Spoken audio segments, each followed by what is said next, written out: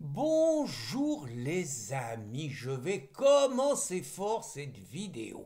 Si je vous dis, les minarets sont nos baïonnettes, les coupoles sont nos casques, les mosquées seront nos casernes, les croyants seront nos soldats.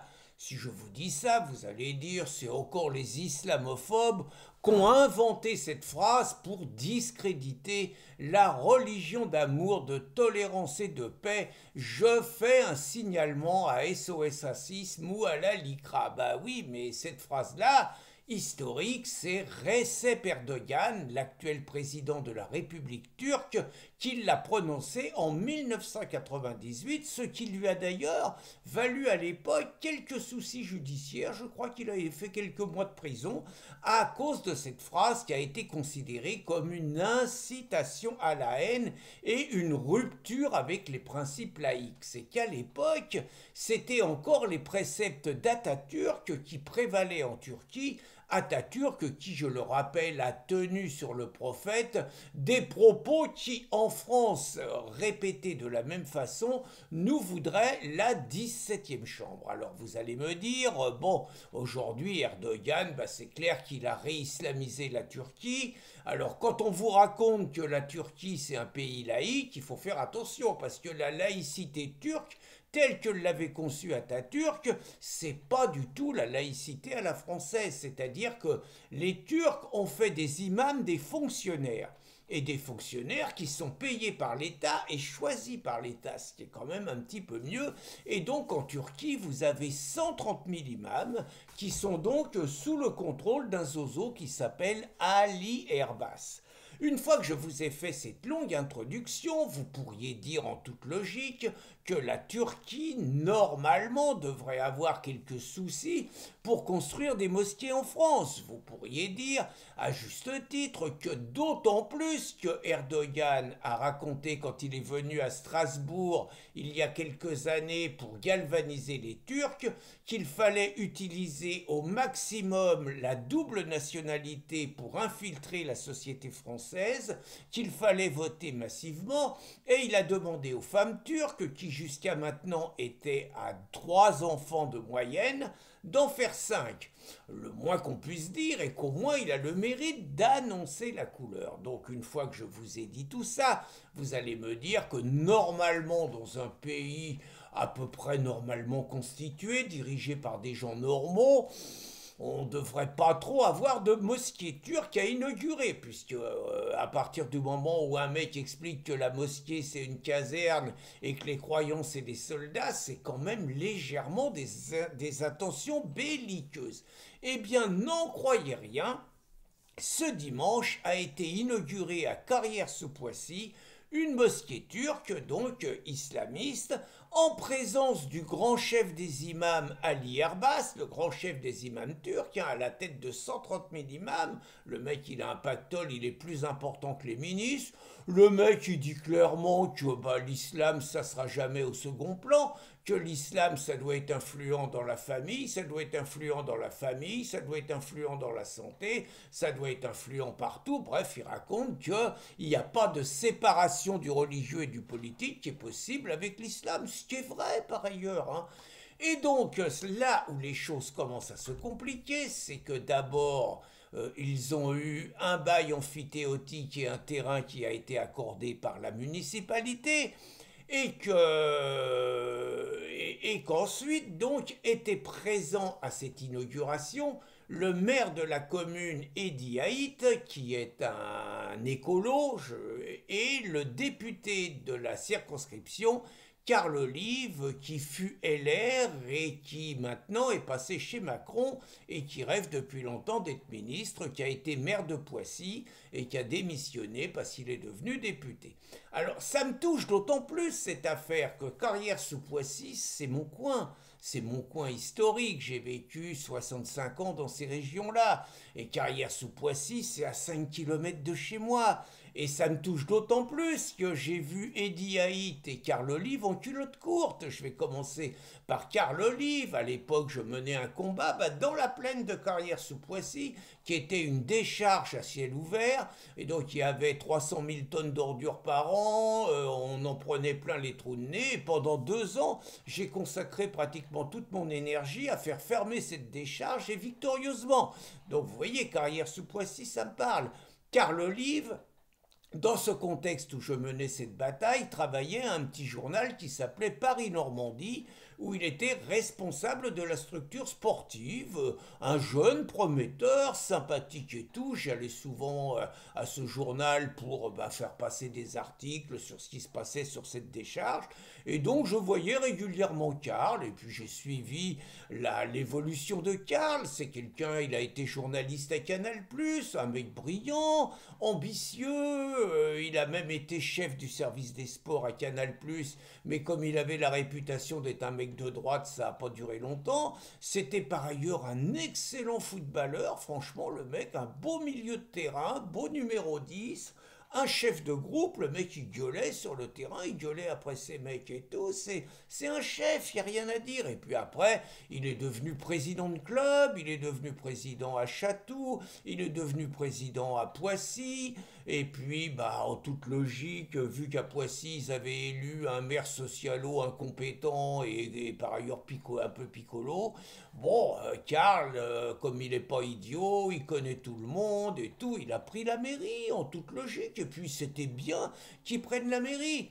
Par contre, bon, il s'est godillé, il a quitté LR, il s'est rapproché de Macron, c'est lui qui organise tous les matchs de foot quand Macron vient jouer à Poissy. Et puis surtout, il multiplie quand même un petit peu le Karl, les concessions, ce qu'on appelle les accommodements raisonnables avec l'islam. Et puis j'ai connu Eddie Haït aussi. Alors Eddie Haït, petit rouquin, je le voyais, il avait 23-25 ans, il venait à toutes les réunions que j'organisais, il se construisait son petit réseau, bien, il faisait le boulot. Et puis comme il a oublié d'être idiot, et normalement il aurait dû être au PS. Mais au PS, il y avait trop de concurrence, donc il s'est collé direct, comme on appelle ça, secrétaire départemental des radicaux de gauche. Ça tombe bien parce que c'est une coquille vide, il n'y a rien. Mais vous avez un titre et quand les états-majors nationaux discutent les postes, vous êtes secrétaire départemental, vous avez des postes, par exemple, pour finir à la région Île-de-France. Et Eddy, il a été élu très jeune à la région Île-de-France. Je me rappelle également très bien, il m'invitait souvent, j'étais à l'époque à l'Union des familles laïques, il avait adhéré à l'Union des familles laïques, il m'invitait souvent à animer des conférences sur la laïcité et tout. Bon, on s'entendait bien avec Eddy, on était même pratiquement amis, ça arrivait qu'on passe des soirées ensemble, garçon très agréable, vraiment, rien à dire, homosexuel par ailleurs, assumé, sans problème. Et un jour, il m'a invité, et il y avait le chef des musulmans de Carrière-sous-Poissy, c'était juste avant les municipales. Et alors là, le chef des musulmans, il nous en avait dégoté un de compétition. En gros, le mec, il commence à nous dire que on doit couvrir nos femmes et que si nos femmes sont pas voilées et tout, elles sont impures, elles sont indécentes et tout, et il commence à nous dire que lui, il serre jamais la main d'une femme et que nos coutumes de s'embrasser entre hommes et femmes si on n'est pas marié, c'est des coutumes de dégénérés et que lui, il n'est pas question de ça. Bon, évidemment, j'en ai fait du petit bois, quoi, dans la discussion. Bon, j'ai expliqué qu'il avait rien à foutre en France, s'il avait des conceptions comme ça. Je voyais mon pauvre Eddie Haït qui se liquéfiait, qui s'enfonçait dans son fauteuil et qui était effondré à la fin de la réunion parce qu'il pensait qu'à cause de moi, il serait jamais élu maire. Je pense qu'il a dû donner suffisamment de gages, il aura promis un bail amphithéotique sur un terrain. Bon, il a été élu maire essentiellement grâce aux voix des musulmans. Il a donné tous les gages qu'il fallait. Il a donc, en dehors du terrain du bail, il a multiplié les déclarations favorables à l'islam, au multiculturalisme, au vivre ensemble, à l'immigration.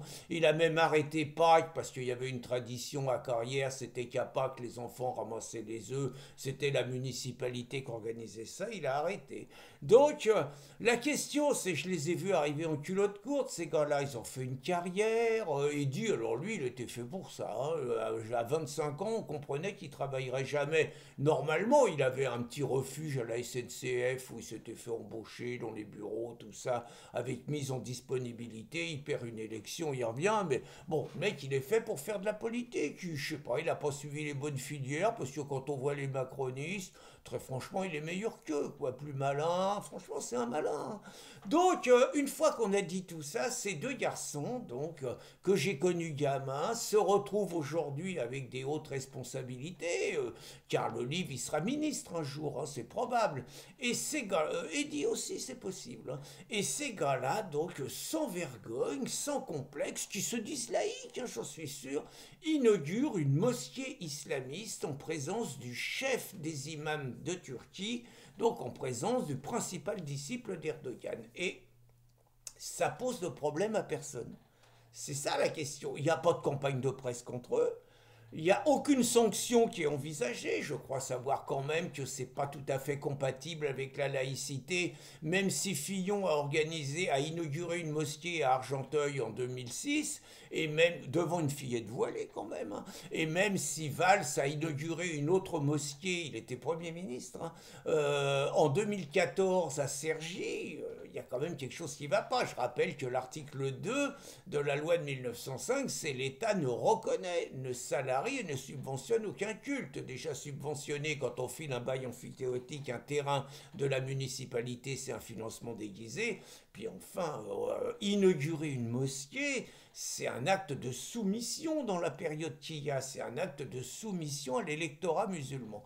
Alors après, vous allez me dire, ouais, mais t'es bien gentil, mais attends, s'ils veulent être élus, les mecs, ils ont besoin des voix des musulmans, avec ton truc, ils seront jamais élus. Bah oui, mais je retourne le truc. Ça veut dire que quelque part, pour être élus, ils sont prêts à toutes les soumissions, ils sont prêts à toutes les capitulations, ils sont prêts à tous les reniements, ils sont prêts à toutes les trahisons. Et dans ce cas-là, mis à part leur carrière, à quoi ils servent? Ce sont des ennemis dans ce cas-là.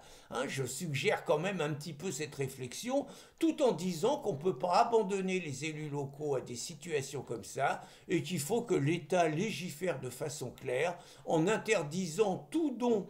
Normalement, il y a déjà la loi, mais en virant, en suspendant tout élu qui est surpris à filer un bail amphithéotique et des financements déguisés, et naturellement en interdisant absolument la présence d'élus à l'inauguration de mosquées. Moi, j'irai plus loin et j'approfondirai le débat en disant est-ce que c'est encore à l'ère du temps et pertinent de construire des mosquées en France et donc de les inaugurer, mais on rentrerait dans un autre débat et je voulais simplement en rester à ce témoignage donc où je vois deux gosses que j'ai connus, que j'ai vus jeunes, qui ridiculisent la France, qui quelque part ont une attitude de soumission, tout ça pour sauver leur poste, et je trouve ça absolument pathétique, lamentable et pitoyable. Bonne journée les amis.